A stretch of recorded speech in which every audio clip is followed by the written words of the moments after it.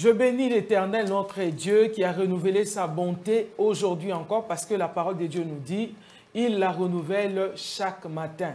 Aujourd'hui, c'est un jour nouveau. À chaque jour suffit sa peine. Nous croyons qu'aujourd'hui, bien-aimés dans le Seigneur, vous avez une bénédiction que Dieu a prévue pour vous. Il y a certainement une promesse que Dieu va accomplir en ce jour parce qu'il est derrière sa parole pour l'accomplir. Il ne se répand pas de ses dons, bien-aimés dans le Seigneur. Crois-moi, toi qui es réveillé aujourd'hui, ce n'est pas pour rien que Dieu a permis que tu puisses te réveiller. Alors, bien-aimés dans le Seigneur, nous sommes à un nouveau rendez-vous. Un nouveau rendez-vous avec un nouvel invité. Je dirais un invité que vous avez déjà vu la fois passée puisqu'il avait promis, chose promise, chose faite.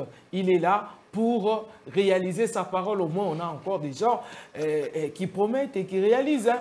Donc, les serviteurs de Dieu qui sont encore vrais, il en existe.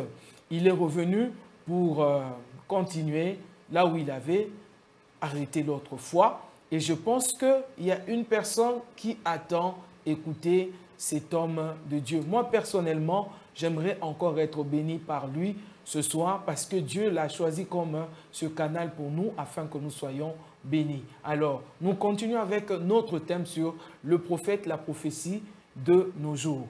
Ou alors, tu peux inverser la prophétie et les prophètes de nos jours. Et bien aimé dans le Seigneur, j'ose croire que vous serez énormément bénis avec le prophète Élie Passion Lumpungu. Bonsoir, prophète. Bonsoir, maman. Est-ce que vous savez qu'aujourd'hui encore, il y a des gens qui sont nés? Exactement, je sais qu'ils sont nés... alors ils attendent de vous un souhait. Un souhait. Je prie que Dieu vous fasse du bien. Je voudrais non pas vous souhaiter un joyeux anniversaire vide.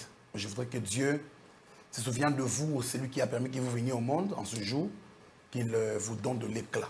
La nouvelle année, moi je suis dans les domaines du rayonnement, de l'éclat et de la magnificence. Que Dieu vous donne de briller. Et je vous souhaite un joyeux anniversaire. Que Dieu vous bénisse. Prophète, nous allons directement à notre sujet. Puisque la fois passée, on a déjà défini le prophète, la prophétie, et le vrai, le faux, ainsi de suite. Aujourd'hui, nous aimerions savoir que faire. Comment devient-on prophète? Ah, merveilleuse question. Comment faire pour devenir prophète? Bon, ça c'est la question doit être répondue. Il y a deux textes de la Bible que je voudrais utiliser. Il y a les premiers, c'est dans le livre des Psaumes, chapitre 68, verset 18. Okay. Et le second, c'est Éphésiens, chapitre 4, verset 11. L'histoire commence dans Psaume. Du temps de David, il dit, parlant de Jésus, dans la prophétie, il dit qu'il est mort, il est descendu dans les profondeurs de la terre et il a libéré des captifs. Et ces captifs qu'il a libérés autrefois, qui étaient des esclaves, il les a donnés. C'est lui Jésus. Il a donné les captifs en don aux hommes et il les a appelés ministres. Vous allez voir que quand vous lisez dans le livre de 1 Corinthiens chapitre 12, pendant le don spirituel, l'apôtre Paul établit ces trois dimensions. Il dit que Dieu gère les opérations, les mystères. C'est ce que Dieu gère. Les mouvements spirituels sont dans la prérogative de Dieu. Et Christ gère les ministères. C'est Christ qui appelle. Et le Saint-Esprit est dans les domaines des dons, des charismes. Et si on doit devenir prophète, c'est par Jésus. On ne devient pas prophète par une école de prophètes. On ne devient pas prophète par une imposition de main. On ne devient pas prophète par beaucoup de prières. Par descendance. On ne devient pas ni par descendance. Ce n'est pas héréditaire. Okay. Ce n'est pas de l'hérédité. C'est de l'appel spécifique de la part du Seigneur. C'est Dieu, Jésus-Christ, qui appelle au ministère exactement pour un besoin. Dieu n'appelle pas lorsqu'il n'y a pas de besoin pressenti. Il doit avoir un besoin et Dieu appelle quelqu'un qu'il donne un ministère prophétique. Et vous allez voir qu'il y a cet aspect de la perfection des saints et l'équipement, mais aussi il y a des buts spécifiques par rapport au domaine. Maman, peut-être vous complétez, vous choquez peut-être. Il y a les ministères, ce n'est pas toute la vie forcément. Il y a des gens qui peuvent faire le ministère pendant une année, 2 ans, ça s'arrête là. Il redevient frère. Ok. Oui, il redevient frère et puis la vie continue. L'apôtre Paul dit qu'il a couru, il a combattu son combat, il a achevé la course. Son ministère avait pris fin. Il était encore vivant sur terre, il attendait la mort. L'apôtre Paul pouvait même dire que la mort était un gain pour moi, parce qu'il avait fait ce qu'il pouvait faire. Il a fini sa mission et Élie, par exemple, les grands prophètes Élie, il est remonté au ciel vite. Mano militaire, il passe simplement. Il avait accompli sa mission et Dieu s'est arrêté avec lui là. Dieu lui demande, ouais, Élisée, à ta place, tu t'arrêtes là. Ok. Parce qu'on n'est pas forcément prophète pour toute la vie. On peut être prophète pour un moment. Il y a Dieu lui-même sait pourquoi il nous appelle, comment il nous appelle, où il nous appelle. Et tout ça, c'est Jésus qui gère ça. Et vous-même, prophète, quand est-ce que vous avez su que vous étiez appelé par Dieu pour devenir prophète? Moi, personnellement, s'il faut parler de moi, les prophéties nous ont accompagnés depuis les bas âges.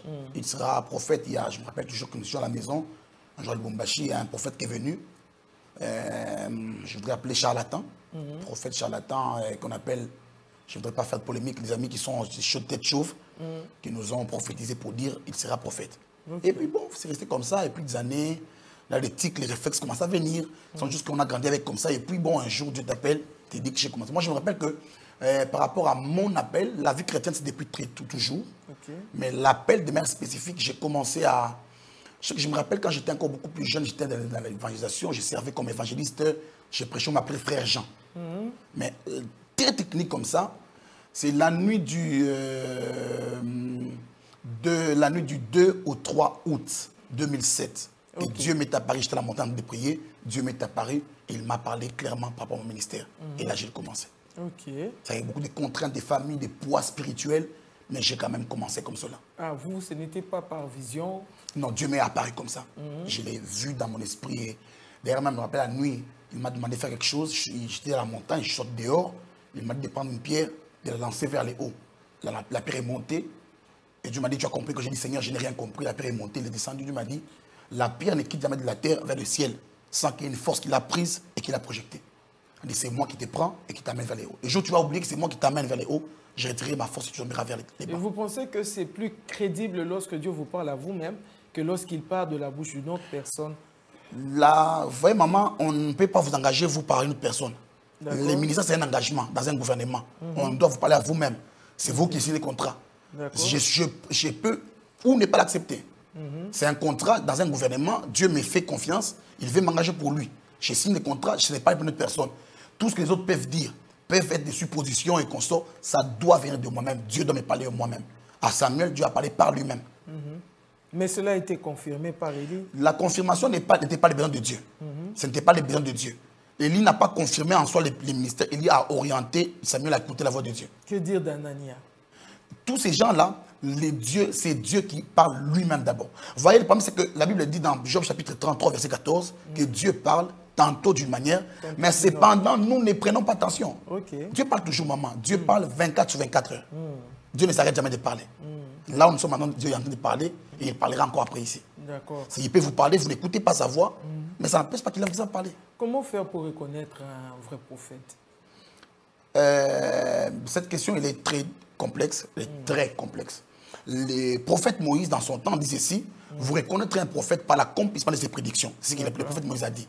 Mais vous allez voir que je vais aller avec Moïse dans les exceptions. Les prophètes Ésaïe arrivent en son temps, ils donnent la prophétie. Ésaïe 53, Ésaïe chapitre 9, il dit, une vierge tombera enceinte, elle donnera un fils. La Bible dit que il donne la prophétie, mais 503 ans après, Ésaïe est déjà mort. En son temps, la prophétie ne s'est pas accomplie. Que diraient ses contemporains? Il dirait qu'Ésaïe était un faux prophète. Voilà. Mais voilà qu'il est. Après lui, la prophétie s'est accomplie. Les vrais prophètes sont dans le cœur de Dieu. Ils ne sont pas des cœurs des hommes. Pour reconnaître un vrai prophète, il faut demander à Dieu. Ce n'est pas aux hommes qu'on demande. C'est Dieu qui a engagé les prophètes, qui sait savoir si celui que j'ai engagé était un vrai ou un faux. Du reste, Dieu n'engage jamais de faux.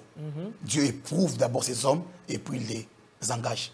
C'est-à-dire tout, même si, vous voyez maman, le sixième sens, comment on appelle ça, cette histoire des faux prophètes et des hommes de troisième œil, comme on appelle, c'est pas...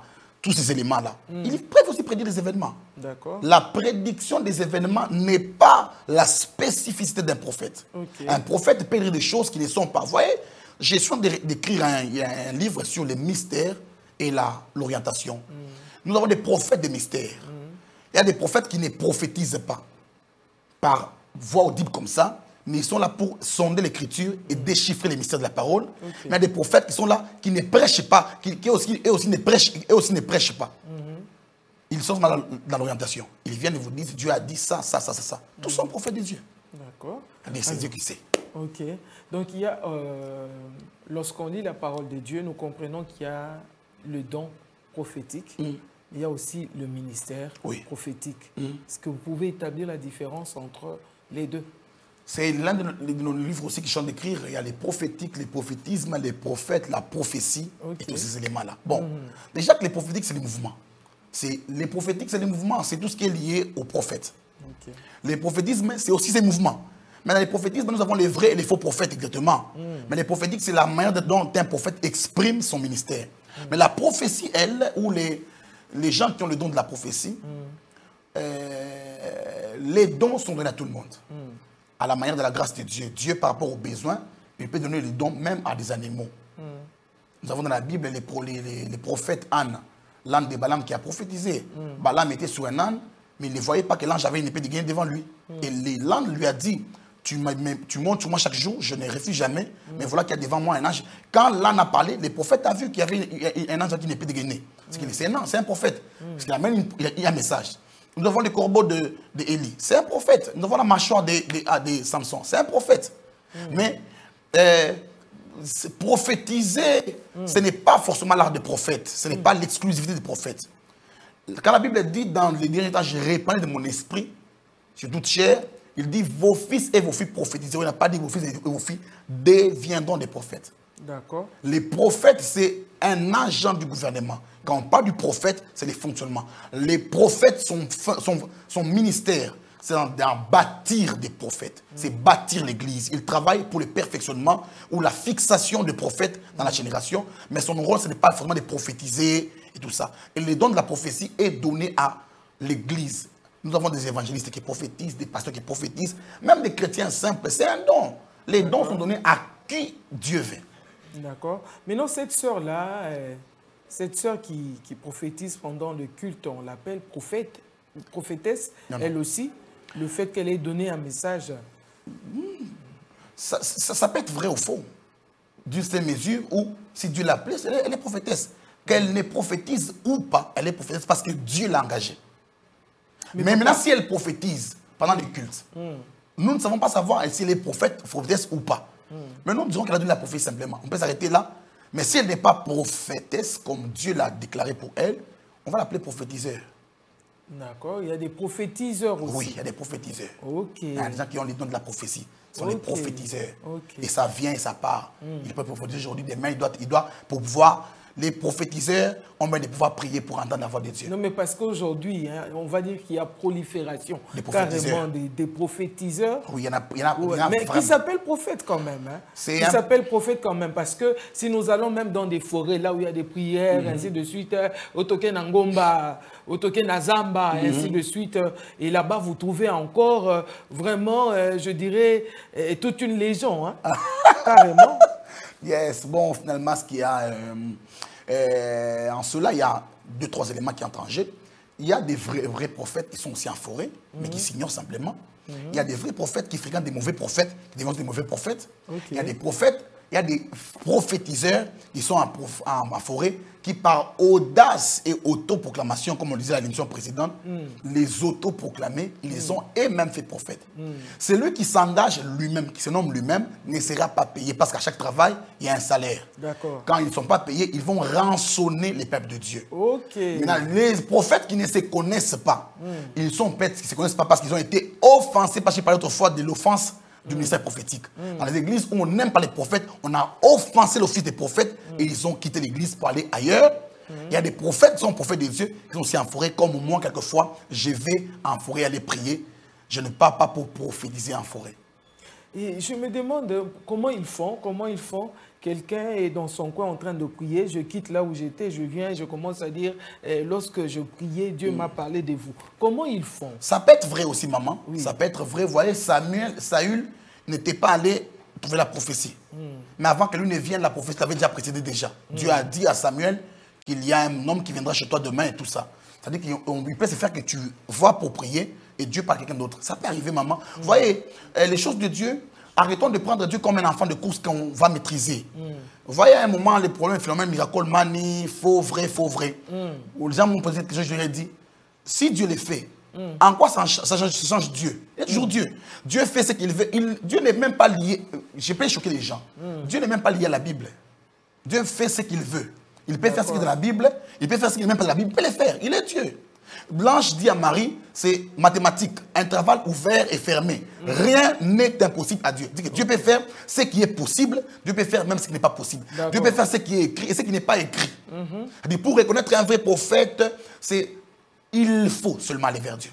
Il y a pas, ce n'est même pas par la prophétie, ce n'est pas par la terminaison, les Kohamar Adonai, comme on dit, ainsi par l'Éternel. Ce n'est pas ça qui fait des prophètes. Les prophètes est prophète parce que Dieu l'a nommé prophète.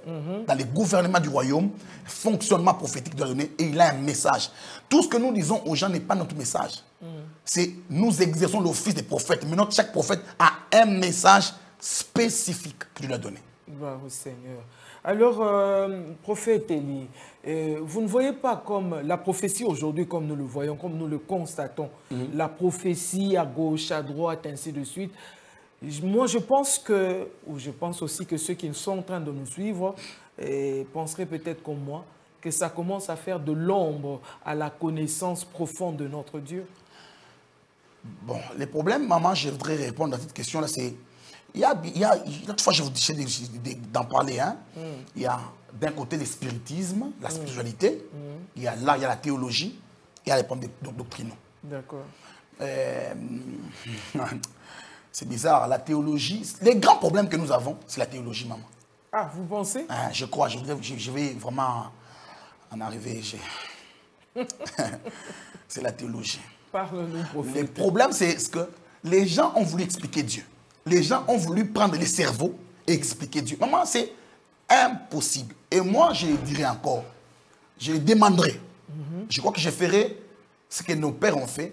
Mais je vais chercher un diplôme de doctorat en théologie ou en doctorat un jour. Mais pour dire aux gens que la théologie est une mauvaise chose. Il ne faut pas faire la théologie. On ne peut pas comprendre. Moïse n'a pas fait la théologie, mais nous l'étudions dans la théologie. Après, on n'a pas fait la théologie. Connaître Dieu, le cerveau ne peut pas connaître Dieu. Il est trop petit. C'est l'esprit qui connaît Dieu. Lorsqu'on veut prendre les choses de Dieu, mais dans un cerveau, on devient fou.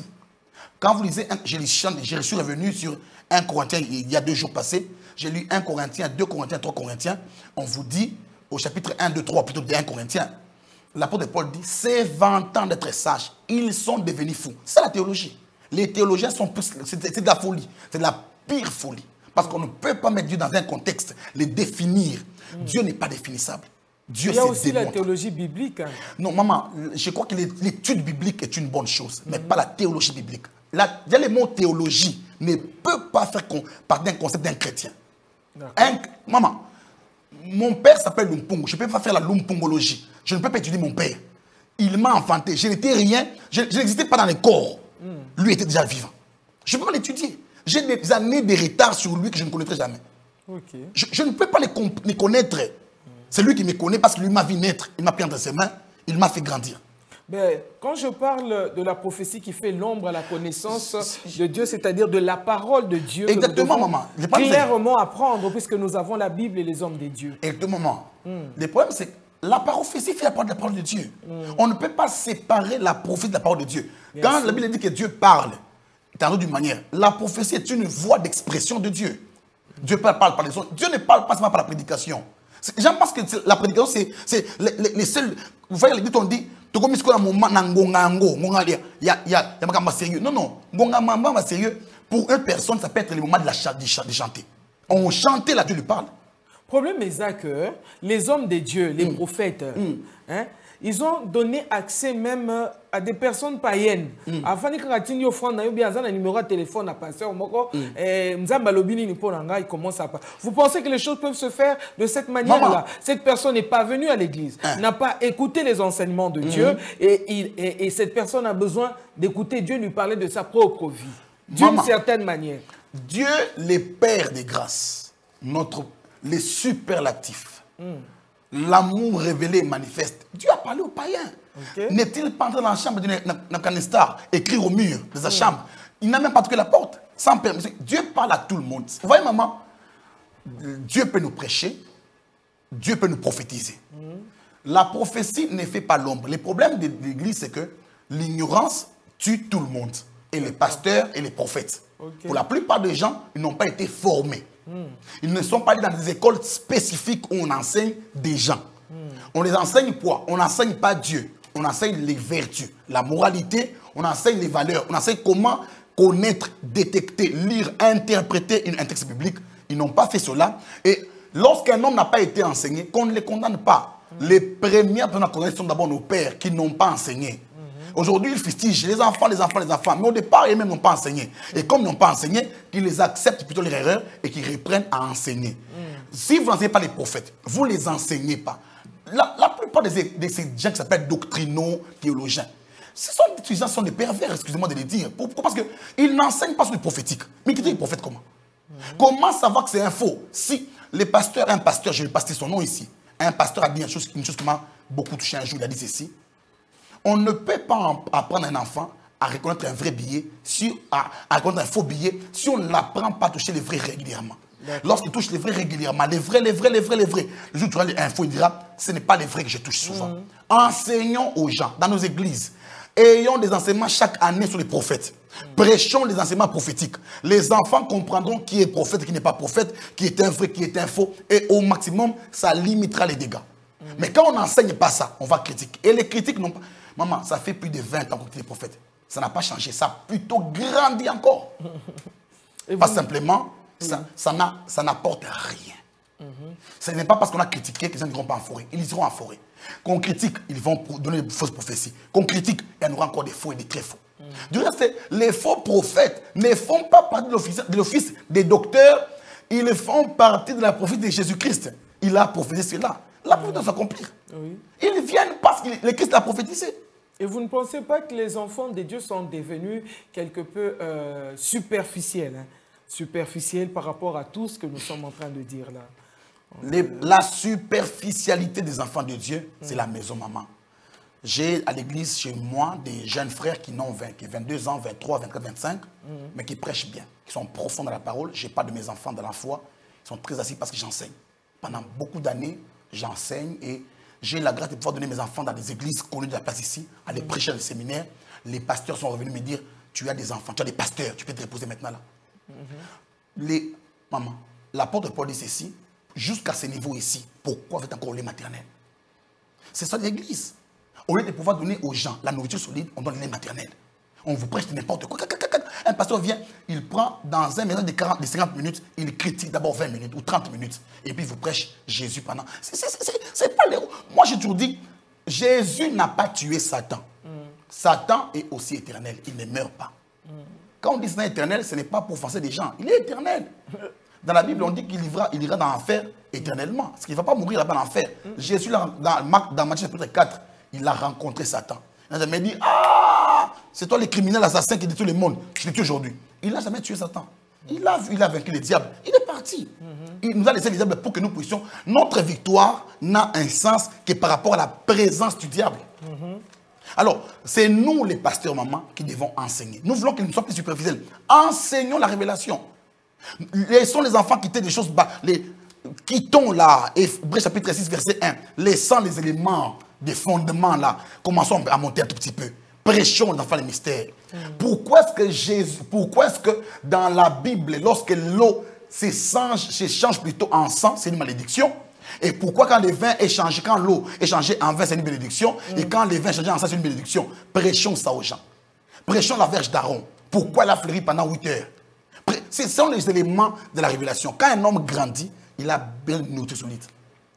Et les pasteurs, ils sont là en train de prêcher des choses rudimentaires. Maman, prêcher le diable, c'est rudimentaire. C'est n'importe quoi. Satan Sakaboué, ma position Satan, à Sakaboué. Comment est-ce que moi je peux donner mon temps à parler du diable? Je ne connais même pas encore assez Jésus. Il est dans mon cœur depuis beaucoup d'années, je ne le connais pas encore assez. Je dois me faire sur lui, Christ. L'apôtre Paul dit, je suis venu devant vous avec Christ. Et Christ est seul. Pas que c'est que le diable est mari. Les débats des... Et vous-même, vous êtes aujourd'hui prophète et vous dirigez une église. Oui. Vous n'êtes pas passé par une formation? Je suis passé par plusieurs formations. Je suis passé par Roger Ousmane, Institut biblique. J'ai fini là-bas. Bon, je n'ai pas défendu mon diplôme malheureusement. Quand je devais défendre, je me suis marié. Je dois rentrer là pour faire mon diplôme et tout ça, me défendre. J'ai fini chez, on appelle ça, École biblique de la connaissance, de la compréhension. C'est à Lingwala. C'est une des branches qui est liée à Mountain Olive des États-Unis. C'est qui avec le docteur Jean-Claude Toumba. Là, j'ai fini, j'ai même fait une grande distinction et j'ai été retenu comme assistant. Okay. Mais malheureusement, là, c'est vraiment biblique. Et je recommande d'aller là-bas, pas d'institut théologique, aller à l'UPC, étudier Dieu. Ce n'est pas logique. Est-ce qu'il faut attendre être, je sais pas moi, consacré ou ordonné pour commencer? Chaque église devrait avoir un programme d'enseignement. Chaque église, avant que les enfants aient dans les écoles spécifiques, chaque église devait avoir un école d'enseignement où on apprend aux gens ces choses-là, angélologie, démonologie, toutes ces choses-là, qu'on apprenne ça. Du reste, même, je crois que la démonologie ne parle pas mieux de démons que la Bible. Okay. Oui, la Bible parle bien de démons. La Bible remet les démons à leur place. La démonologie élève les démons, leur donne une place qu'ils n'ont pas. L'angélologie n'explique pas bien les anges. Nous les connaissons, nous les voyons chaque jour ici. Les anges, nous vivons avec eux. Tel que nous sommes là, est-ce qu'il faudrait fermer les yeux pour les voir? Ils sont là. D'accord. Et l'angélologie, il faut demander à appeler Gabriel et Michael, ils vont vous expliquer c'est quoi l'angélologie. C'est plus facile. Puisque vous parlez des anges, plusieurs prophètes disent ordonner ou commander aux anges de venir et d'exercer. Non. Bon, c'est un problème de langage. Hébreux chapitre 1, verset 14. Ne sont-ils pas des esprits de Dieu au service de ceux qui saluent tout ça? Les anges appartiennent à Dieu. Okay. Nous n'avons pas à les commander. Nous avons à prier Dieu, le Père. Père, Dieu dit, pour cette mission, j'envoie les anges. Comme dans Actes chapitre 12, c'est Dieu qui envoie un ange. Il a envoyé l'ange de Pierre. L'ange est venu pour libérer Pierre. C'est Dieu qui a fait cela. L'église priait. L'église ne disait pas envoie-nous. Ange tel fait ceci pour nous, non. Les anges, on ne les commande pas. Par contre, même quand l'ange, après le chapitre, je crois 4, se présente à Jean, il dit, je suis ton compagnon. Un compagnon ne le commande pas. Un compagnon, c'est un confrère. On vit ensemble. Il est dans l'église. Parce qu'en fait, être ministre de Dieu, ce n'est pas les superlatifs de la vie chrétienne. La vie chrétienne, c'est être enfant de Dieu. Ce n'est pas être serviteur. Ministre, c'est petit. Prophète, apôtre, c'est de petites choses. C'est être enfant de Dieu qui est la chose la plus importante. Et dans les contextes du ministère, les anges sont des ministres de Dieu. Nous sommes confrères. Nous travaillons dans les mêmes corps pour une mission spécifique. Ok. Gloire soit rendue au Seigneur. Bien-aimés dans le Seigneur, nous sommes là avec le prophète Élie Patient Lumpungu, qui est en train de continuer à nous expliquer concernant le prophète et la prophétie. Et je pense que vous êtes bénis là où vous êtes avec sa façon de parler, sa façon de décortiquer la parole de Dieu. Prophète, s'il vous plaît, est-ce que vous pouvez nous dire s'il y a des lignes de conduite, des lignes de conduite bien précises pour exercer le ministère prophétique ou le don prophétique? Romains chapitre 12, verset 6 dit ceci. Il est faux. Il a dit, si maman permettrait, je lise quand même, carrément. Oui, vous pouvez lire. Je peux lire parce que là, il fallait que je lise vraiment. C'est un texte qui m'a fait beaucoup de bien. Je voudrais les lire avec vous ensemble. Romains chapitre 12, le verset 6. Il dit ceci. Puisque nous avons des dons différents, selon la grâce qui nous a été accordée, que celui qui a les dons de la prophétie l'exerce selon l'analogie de la foi. C'est au fait ça. L'analogie de la foi, c'est quoi en fait finalement? C'est d'abord, l'écrivain, l'apôtre Paul, veut nous faire voir qu'il y a la foi précède la prophétie. L'analogie, c'est la manière de faire. C'est la ligne de conduite. Comment est-ce qu'on peut travailler? Et dans 1 Corinthiens chapitre 12, l'apôtre Paul va plusieurs fois vous dire que quand ils doivent prophétiser, que l'un attend que l'autre soit prophétise d'abord, après que ce soit des manières successives et qu'on sort. Mais de manière générale, le fait que nous sommes enfants, je voudrais dire, maman, vous savez qu'on peut être prophète de Dieu sans être enfant de Dieu. Ok. Ouais. Élie était prophète de Dieu, il n'était pas enfant de Dieu. Il était simplement serviteur de Dieu parce que les enfants de Dieu devraient attendre Jésus-Christ. Ok. C'est que Jésus va entrer sur terre et entrer comme fils unique de Dieu. En sortant de la terre, il est sorti comme premier-né de Dieu. C'est que nous sommes devenus ses frères. Et les Élie, les Élisée sont des serviteurs de Dieu, des prophètes de Dieu, mais ils ne sont pas enfants de Dieu. Et nous avons aussi le privilège de devenir enfants de Dieu. Et bizarrement, pour choquer les gens, les théologiens peut-être, il y a des serviteurs de Dieu qui ne sont pas enfants de Dieu, qui pourront peut-être entrer sur. C'est vrai que quand Christ est mort, la Bible dit ceci, après sa mort, quand il est mort à la croix, toute la terre, et les ténèbres étaient entrées sur toute la terre, par exemple, elle dit que les corps de plusieurs saints sont sortis du ciel. Pourquoi les saints sont sortis? Justement parce que la mort de Christ ne touchait pas que les présents et les futurs. La mort de Christ devait d'abord sauver aussi Moïse. Moïse, l'homme de la loi, devait être sauvé par Jésus. C'est comme ça que cela, dans le livre de Matthieu, en parlant de la transfiguration, Moïse devait venir rendre compte à Machia. Il est venu s'incliner devant l'autorité suprême Jésus-Christ. Et quand le Christ est mort, la loi a été accomplie en Jésus et Moïse a été sauvé par Jésus. Amen. Parce qu'il n'y a pas de sauveur. De même qu'à l'époque de Noé, il n'y avait qu'un seul bateau, un seul navire, une seule arche. Il n'y a qu'un seul sauveur, Jésus-Christ de Nazareth. Okay. Je ne dis pas que nous ne recevons pas Jésus comme Seigneur et Sauveur, comme Sauveur et Seigneur. Parce que le Christ est d'abord le Sauveur avant d'être Seigneur. C'est lui qui n'a pas sauvé, il ne peut pas rien sur lui. Okay. Le Christ est d'abord le Sauveur et le Seigneur après. Ok. Donc on reçoit que Christ comme Sauveur. Comme Sauveur d'abord et puis Seigneur oui. Après. Le Christ ne règne jamais sur l'homme qui n'a pas sauvé. D'accord. Parce qu'il doit d'abord te sauver et puis régner sur toi. Ok. Alors, vous voyez que maintenant la ligne de conduite pour les prophètes, c'est que si un prophète est comme à l'époque ici, à l'instant où nous sommes, tous les prophètes de Dieu devraient être des enfants de Dieu. Un enfant de Dieu doit aller lire l'apôtre Paul, Timothée, lire 1 Corinthiens, chapitre 4, on dit, c'est qu'on attend d'un dispensateur de la grâce. 1 Corinthiens, chapitre 4, verset 1-2, c'est qu'on attend d'un dispensateur de la grâce qu'il soit trouvé intègre ou fidèle. Okay. Les hommes fidèles, les hommes sérieux, la discipline, la politesse, toutes les vertus de la vie là, ils doivent les avoir. D'accord. Un prophète, les prophètes ne sont pas exempts de la politesse. Il est impoli, il est mal poli, il est impudique. Ne justifions pas les ministères prophétiques à l'impudicité. Non, les prophètes sont un peu pervers et tout ça. Non, non. Mais je vois des prophètes en train de prophétiser à l'église, par exemple. Il peut être invité dans une autre église qui n'est pas son église locale et tout ça. Et il voit par exemple une maman. À voir cette maman, elle peut être sa mère. Sa mère. Mais dit, maman, téléman. Téléman, alors poussana liboso. Je ne sais pas, cette façon de faire. Civisme, maman. Ça, c'est un problème de civisme, d'éducation familiale. Ça vient de la famille. Ça vient de la famille. C'est un problème de civisme et tout ça. Vous voyez un homme qui n'a pas été éduqué dans sa famille, peut-être. Mais c'est quoi l'orientation prophète? Après qu'il sache qu'il a le don. Dans les écoles des prophètes, nous y mettons toujours un enseignement, un cours de la logique, de la morale. On parle de la moralité, le civisme prophétique. Comment un prophète doit parler. Ainsi parle l'Éternel, par exemple. Vous voyez, quand vous lisez les prophètes, chaque prophète avait sa façon d'exprimer sa pensée. L'autre disait, roi de l'Éternel. Ça venait comme ça. Et en autant de temps ici, un prophète doit être poli. Maman, s'il vous plaît, vous pouvez vous lever. Nous le disons toujours aux gens. Maman, courtez la main, s'il vous plaît. Et puis la maman se lève. Ce n'est pas les spectacles. Vous voyez, aujourd'hui, les ministères prophétiques deviennent comme un spectacle là. Waouh, professeur, média, tout ça. C'est du spectacle. Ça ne change rien. On peut donner un message calmement comme nous le faisons dans l'église. Est-ce qu'il est obligé que la personne qui reçoit le message puisse se lever en ce moment-là? Oui. C'est une obligation? Pas une obligation. C'est juste une forme de procédure, par exemple. Quand nous sommes venus chez vous au rendez-vous, il y a une déontologie. Il y a un style que vous donnez. Vous nous dites, cher invité, il y a ça à faire. C'est que nous venons, nous nous plions à vos exigences, parce que simplement, c'est vous qui êtes chef.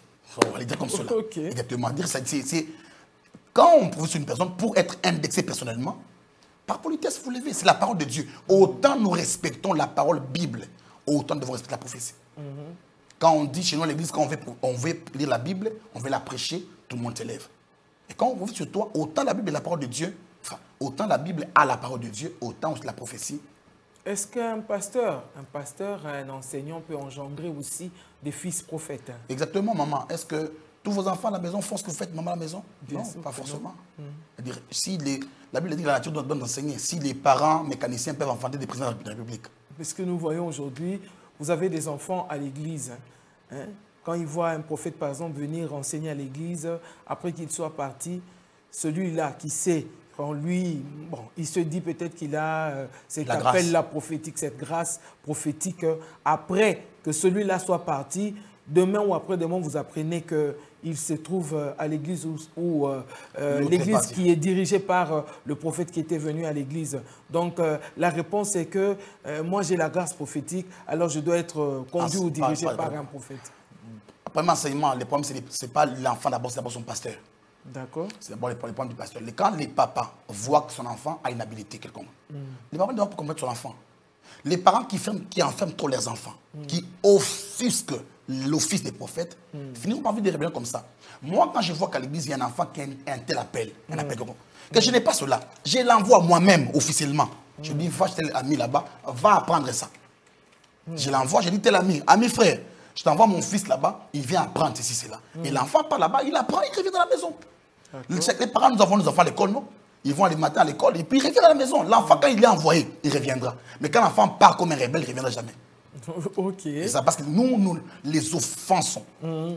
Chez moi ici, pas des prophètes. Nous, c'est la Bible. Ah, gloire au Seigneur, prêchez la Bible. Ils vont partir. Et j'encourage ceux qui partent là de partir vraiment. Ok. Et vous pensez que la prophétie, selon vous, hein, j'aimerais vraiment que ce soit votre avis, selon vous, la prophétie a sa place aujourd'hui dans notre église? C'est quel livre encore comme ça? Acte chapitre combien? Je crois 19. On me dit qu'à l'époque de la Bible, à cette époque ici, là, on parle d'Agabus qui était un prophète de Dieu. On dit qu'il a donné une prophétie 20 ans plus tard, elle s'accomplit. Comment est-ce qu'on va lever les prophètes? L'apôtre Paul lui-même, Acte chapitre 13, il y avait des docteurs et des prophètes, ils priaient à Antioche. La Bible a dit, Dieu dit, mettez-moi à l'écart Paul et Barnabas pour le ministère que j'ai appelé. Ils étaient d'abord prophètes. Et comment on va enlever cela? Comment on va refuser aujourd'hui? Qui a les... Maman, je ne sais pas lingala. Eza makambo nzambe. Eza makambo ya ba pasteur té. Eza makambo ya ba théologien té non avant d'y aller longo ya prophète. D'ailleurs c'est de l'impolitesse de soustraire de la parole de Dieu. Capo ba si ba blesser yo. Un prophète t'a offensé le non comme ba blesser ngaboye et pas besoin de parler prophète. Et oza mo pagano. Ba papa biso ba misanga ba pagano. Pour la nini o longo la makambo nzambe. La Bible dit que la Bible conclut ceci avec Apocalypse chapitre 22 qu'on n'enlève pas, qu'on n'ajoute pas. Yo le mot li po ba biso ba blesser ba prophète ba aventurier comme dans les lots plus de prophètes chez nous. C'est des, je ne vais pas choquer, c'est vraiment de la malhonnêteté. Mais bizarrement, tous ces gens-là qui n'aiment pas les prophètes là, ils viennent nous voir en cachette. Ils viennent en coulisses là, prophètes. Comme des Nicodème. Nicodème, mon fils, j'ai un tel problème, est-ce que tu peux voir un peu ton Dieu là? Comment est-ce qu'il ne peut parler chez Dieu comment? C'est ça. Il connaît les chemins. Qui ça il fait à Dieu? Pourquoi il ne parle pas chez Dieu, il nous appelle nous? Parce que simplement, ils vivent une vie d'hypocrisie et ce n'est pas correct. Ils devraient simplement faire quoi? Nous appeler comme techniciens, qu'on vienne enseigner leurs enfants. On viendra, on enseigne, et puis bon, moi, je lève ma main devant sur votre plateau, devant les seigneurs. Je n'ai jamais pris une brebis d'autrui. D'accord. Quand une brebis d'autrui vient à l'église, que je reconnais cela, je ramène la brebis chez son pasteur. Je vais savoir ce qu'est le problème. S'il y a un problème de garment, si c'est un problème de conviction, que l'enfant dise que Dieu lui a dit, je lui vais voir ton pasteur, demande au pasteur de me faire signe. Il dira à son pasteur, moi il y a des frères chez moi à l'église, un jour m'ont dit, papa, Dieu m'a dit ceci, je quitte ici, je vais ailleurs. Quand Dieu a parlé, moi je ne suis qu'un agent du gouvernement. Les patrons ont dit de partir. Je vais gagner pourquoi? Je te libère, ma fille, vas-y là-bas. Et je souhaite le bonheur. Mais malheureusement, beaucoup de gens, ce n'est pas par Dieu a dit, c'est de l'envie simplement.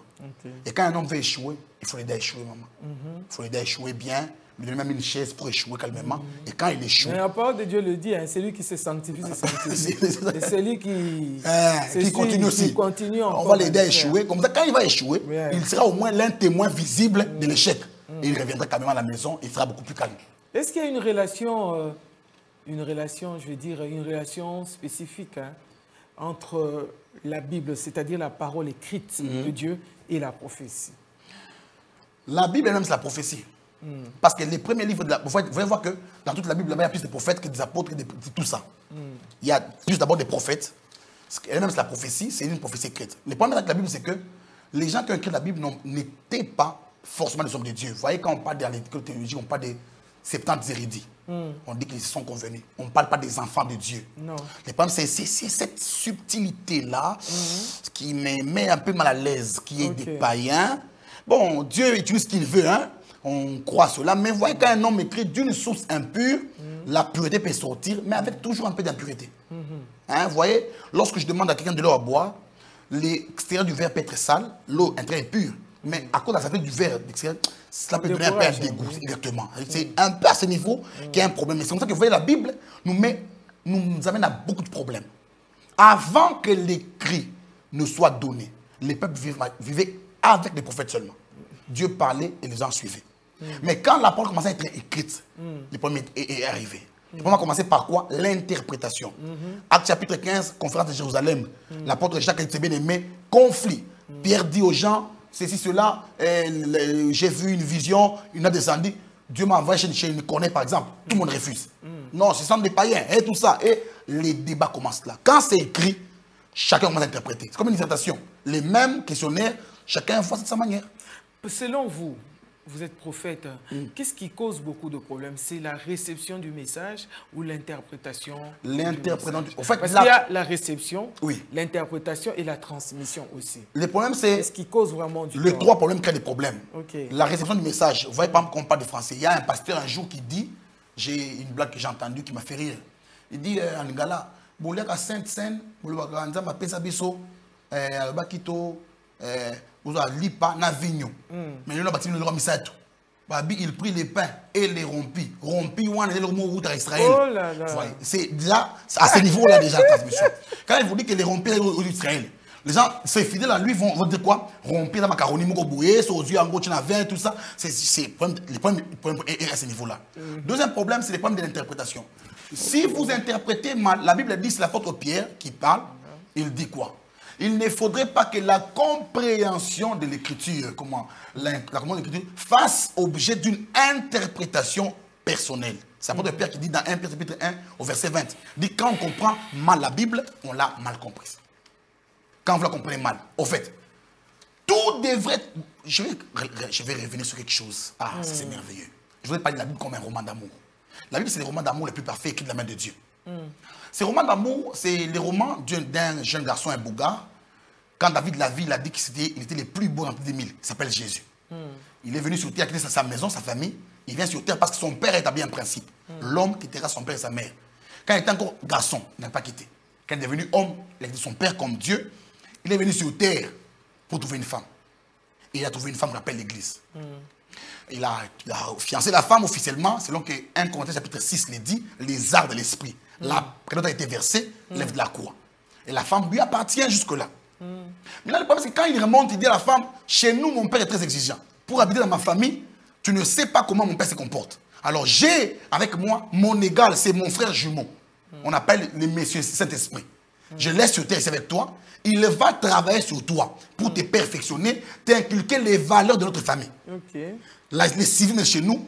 Et quand je viendrai te chercher toi pour aller te présenter au Père. Maman, le ciel n'est pas la dernière finale d'un chrétien. Nous n'irons pas au ciel pour l'éternité. La Bible ne parle pas du ciel pour nous, on parle du millénium. Nous irons pour 1000 ans, pour la fête. Nous irons pour un seul jour. Nous monterons devant les pères, le Christ Fils nous présentera à son Père et dit, Père, voici mon épouse. Quand le Père nous verra, on va fêter ensemble cette journée, nous rentrerons sur terre. La Bible dit quoi? Dieu créera un nouveau, c'est une nouvelle terre. Les finishes de l'homme, c'est la terre. La Bible dit quoi? Psaume chapitre 115, le ciel sont les yeux d'Élohim, il a donné la terre à ses enfants. La terre était donc pour nous. Nous régnerons éternellement sur la terre, pas au ciel. Amen. Deux rois ne règnent pas dans le même royaume. Dieu règne au ciel, nous règnons sur la terre des hommes. C'est nous l'extension du royaume de Dieu. Nous sommes l'expression visible et matérielle d'un Dieu invisible. Amen. On ne connaît pas Dieu, on ne le voit pas, mais c'est par nous. Paul dit ceci, il faut que le monde connaisse par l'Église la sagesse infiniment. C'est ça.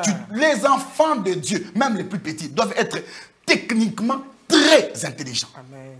Et je bénis tous mes frères de toute la terre.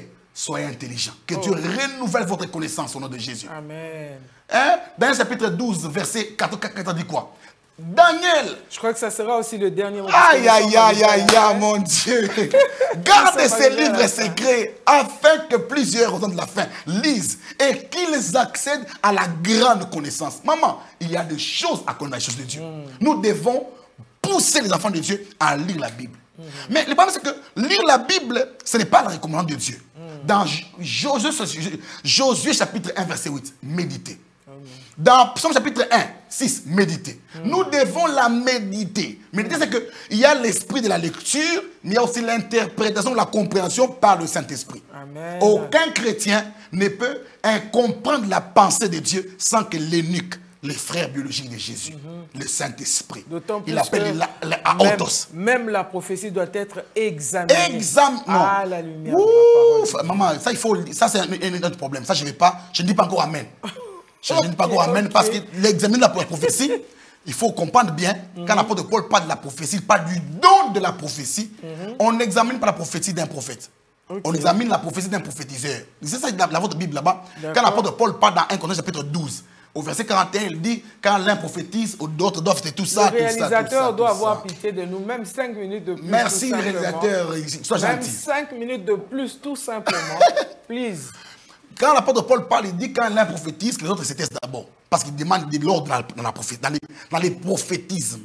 Mais quand il parle de ça, il parle du don de la prophétie parce qu'il établissait la différence entre le don de la prophétie et le don de parler en langue. C'est au don qu'il parle de ces choses-là. Quand deux prophétiseurs doivent prophétiser, on doit examiner. Parce que l'un peut dire Naza, Naza, Naza. L'autre dit Nakoya, Nakoya. On doit savoir qu'est-ce qu'il parlait, est-ce qu'il y a un problème de rancune et tout ça. Mais qui sur terre pouvait examiner la prophétie d'Élie quand il a dit qu'il n'y aura ni pluie ni tempête sur ma parole? Qui a examiné cela? Personne ne peut examiner cela. Quand un prophète est un prophète avéré, on n'examine pas sa prophétie, on croit à la prophétie. La prophétie nécessite la foi, pas l'examination. Amen. On examine les prophétiseurs, pas les prophètes. Romains chapitre 14, verset 4. Qui es-tu, toi, pour juger un serviteur d'autrui? Nous ne rendons pas des comptes aux hommes, nous rendons compte devant Dieu. Maman, je peux vous voir comme vous plantez là, joli, une grande probité morale, on voit cela.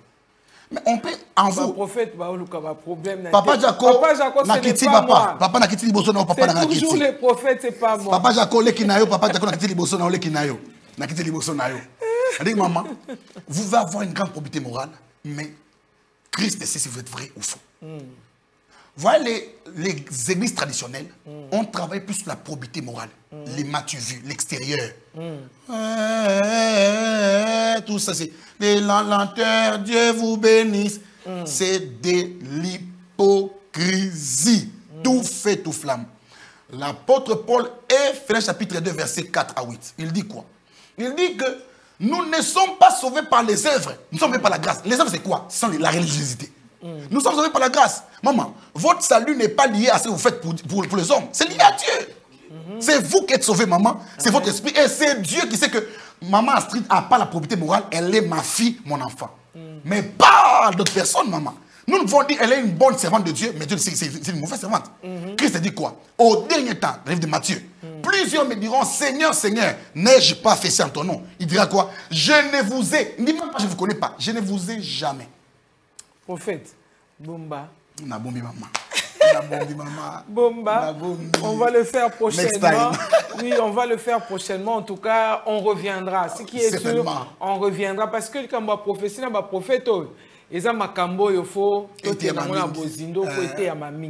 mais j'aimerais que tu dises un tout petit mot, 1 minute seulement.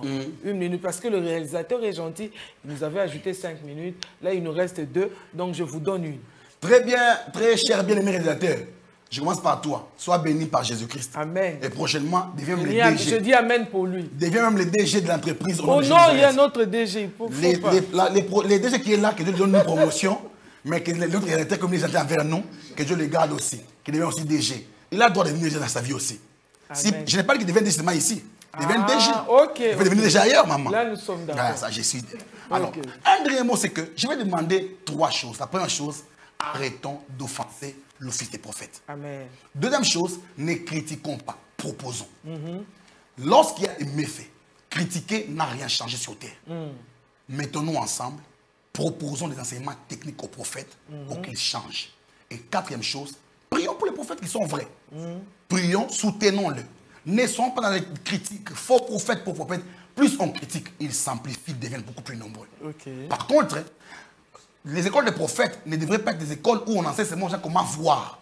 Mais nous devons d'abord enseigner aux gens comment être enfant de Dieu. Que Dieu vous bénisse. Merci beaucoup, fidèles téléspectateurs. En tout cas, soyez abondamment bénis. Hein? Et je crois que déjà ce que nous avons reçu nous a mis dans une ambiance là, je veux dire, de bénédiction, de grâce, et que toute la gloire soit rendue à notre Seigneur Jésus-Christ qui est le maître des temps et des circonstances, qui a permis que dans cette soirée, nous recevons ce que nous avons reçu de son serviteur. Soyez bénis là où vous êtes, ne vous fatiguez pas de partager, de liker aussi sur notre chaîne YouTube. Et cette émission est sur YouTube, sur la chaîne qu'on a intitulée Kabena Astrid. Si vous y allez, vous allez trouver toutes les émissions, tous les numéros des rendez-vous que nous avons déjà enregistrés. Alors, que Dieu vous bénisse abondamment. Je vous aime beaucoup, beaucoup, beaucoup, vous qui êtes ici à Kinshasa et à l'étranger. Je bénis tous ceux qui sont proches de nous, qui nous écrivent et qui sont patients, qui restent là toujours à nous écouter. Je bénis aussi l'homme de Dieu, le serviteur de Dieu, le prophète qui est venu vraiment nous bénir. Et vraiment, nous sommes contents ce soir. Gardez votre sourire car Jésus-Christ est vivant. Ciao, ciao, ciao. À la prochaine.